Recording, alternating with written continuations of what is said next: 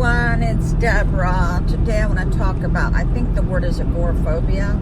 It's when you have this thing about leaving your house. I believe, and I've been this way probably for 20 years, I don't like leaving my house.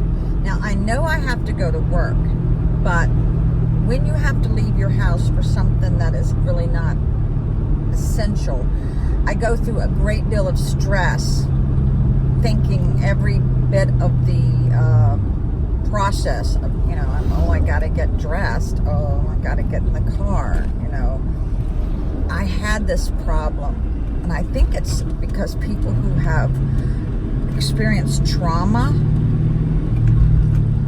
I think a lot of them, I know I read Paula Deen's book, and she has the same thing as me, and she was in a very troubled marriage, and for many, many years she didn't leave the house,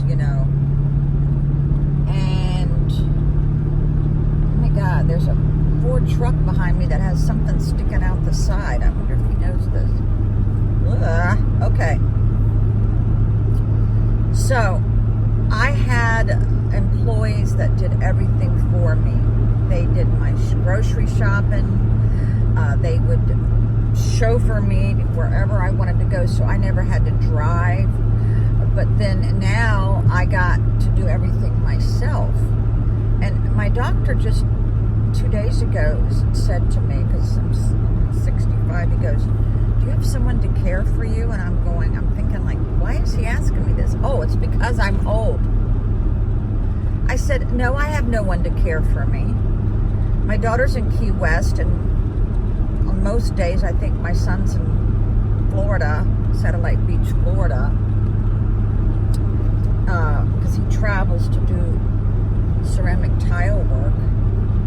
So, I said, no, I don't have any. I said, I take care of myself. He goes, well, are you close to your family? And I go, well, yeah.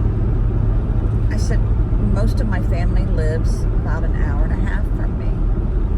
And I'm thinking, why is he asking me this?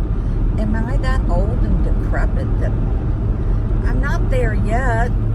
I do struggle with carrying up things up my staircase, especially a watermelon. Yeah. Uh-oh, there's a buzzard in the road.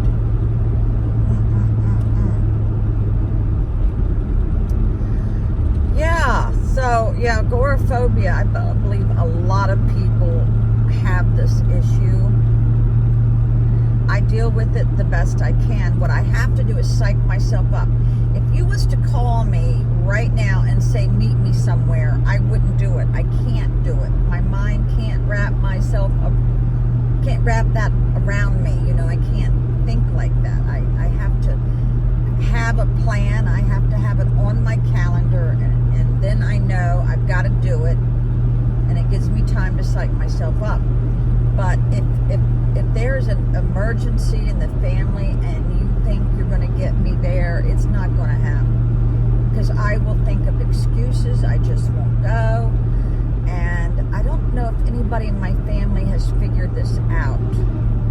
Probably my friend from 7th grade, she knows this about me. She knows that I have to have time to think about it, okay? So, this is a terrible way to live. And the biggest problem is I've wore makeup since like 7th grade, and that contributes a lot to it, because I very rarely let people see me without my makeup unless I'm sleeping with you. Of course, then they got to see you without your makeup, because you got to take it off at night if you have any sense about you at all. You don't want to go to bed with your makeup. For one thing, it makes you lose your eyelashes. So, yeah, I don't think any of my family knows about this about me. All right, so I don't know if there's any medication for this. I think it's all about getting comfortable with your life now and letting it go. If you've been in an abusive relationship, meditation probably still suffer a little bit from this, definitely.